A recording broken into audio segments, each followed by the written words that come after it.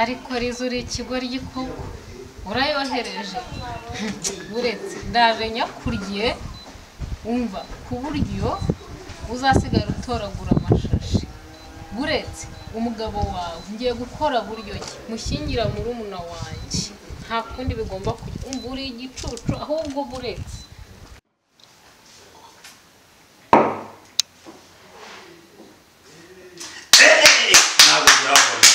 ntabwo bishoboka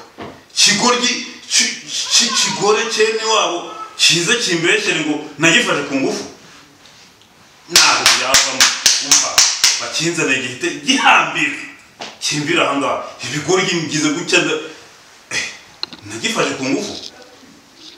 ntabwo byavamo iminota 20 cyangwa se byiba amasaha 12 abambiri ahangaha cyekerigiye kunsebya ngarama wiyubashye muri karitsiye abaturage bose baranzi ndi umugabo w'icyubahiro ikigoryi cyaje kirisanga iwanyu ngo nagifashe ku ngufu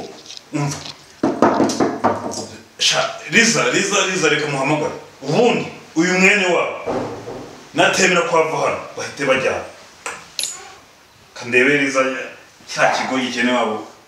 bitanyirukana riza kajye kukire ese ubundi gutanyita umva vayo hano kiravuga Pamuka kiravuba vuba vayo hano ese ubundi genda nagomba bibiri icajwanga ese sheri wabaye icajwanga ndabaye kise urabona nasaza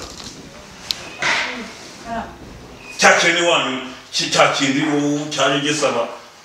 ubuhungiro nkaho hano ndi igihugu gitanga ubuhunzi kiri he Betty ndagishaka hano gihamagara Son. ese wabaye iki Nasaze se.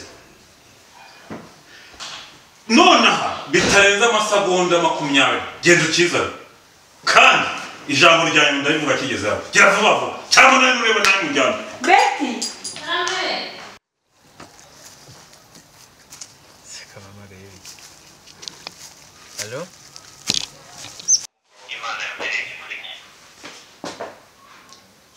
Alo Mike ni byiza mwana makuru ahaha ndumva uvuga nkayo ahaha umva ndagushaka ejo ndagushaka ariko nizere ko ari ibintu bifite gahunda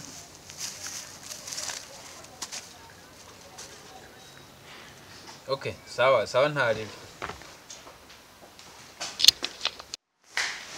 Ukuntu bireba Suri umubyeyi wabibyaye ubu ntabwo yarumije ibi bintu kubibona bibyimbye gusa ngaho umva sheri subundi uracyari sheri ngaho iki nikikubwira uburyo cyambegeye ngo nagifashe ku ngufu nigisubire gusa njye nagufashe ku ngufu iminsi ni mikeya izabigaragaza ngo nikikubwira so ko kitavuga se cyawe kutamubaza ze mwene wanyu ureo sheri nyuma uribuka ukuntu wanigaguye undi umugabo nkanjye koko urafata ukakujya ukubita ku bikuta uceka nk'aho ari baro baceka kubera igikene wanyu kimbeshyira ngo nagifashe ku ngufu mu by'ukuri reka mwana nkubwire uyu munsi ubu turi saa 9 nyuma y'amasaha 12 iki kene wanyu gihita kizinga ibyacyo simushaka Gwiki ntabwo mushaka wanyu kandi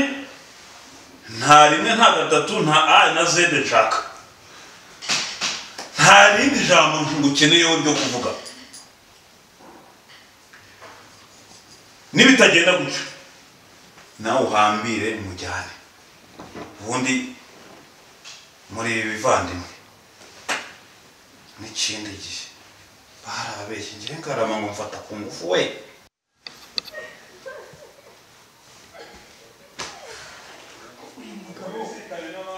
baniki ji arayicitse umuriro arawucitse ariko ni igiki kirimubwira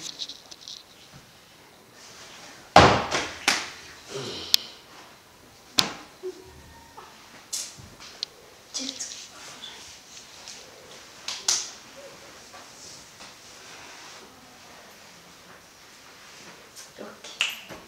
ibi byose rero niba byanze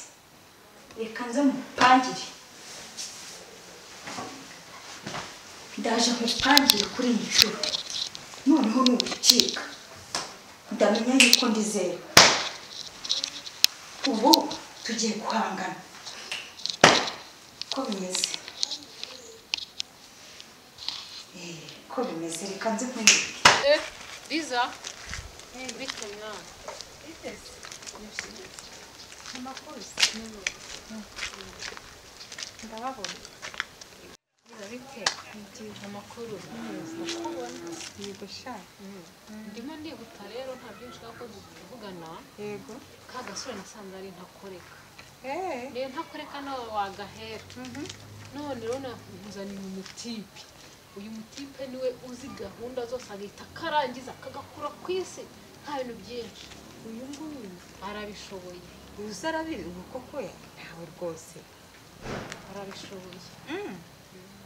byizere cyane rwose birazishoboye bimeze gute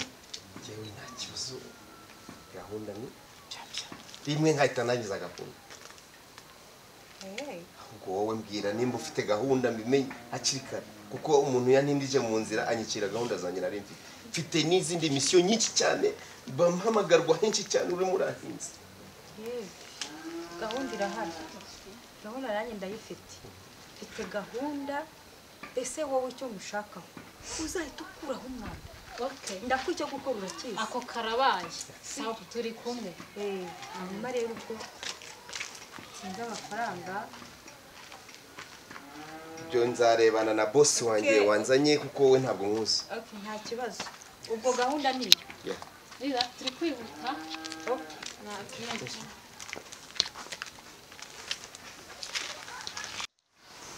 Mucyo kubyutse mama wanyu simusange muri iyi nzu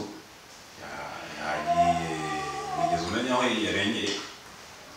nabyutse cyane nanjye yagiye twakubitanye mbyutse mu gitondo cyane Didi we mwakubitanye ndi mbese wabonye ameze nk'umuntu wambaye neza mbega agiye nk'umuntu ufite urugendo rurerure cyane yambaye neza afite n'agasakara yambaye neza afite n'agasakara maze ntabwo yigeze akubwira aho yagiye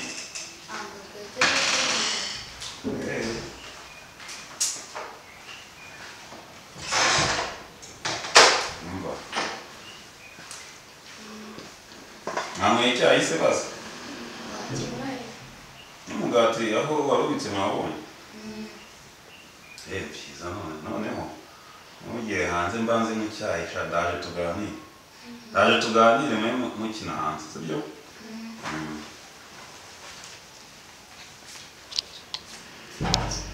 ese niye gahunda yatumye mpamagara gute umva ni gahunda nyagahunda uzi cya kigure ngo niriza uravuga kire umva yeretse kumpa amafaranga kimbira ko ngiye kubushyira umuntu uzakurangiza akwica koko se none ariko yampaye make nyine yabaye ampaye 50 nyine yo kugira ngo nanjye nkine diri nkubone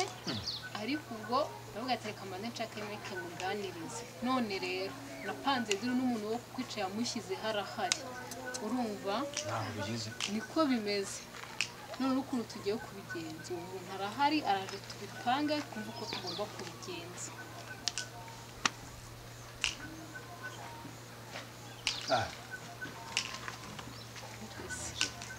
ndakubona witeguye gukora deal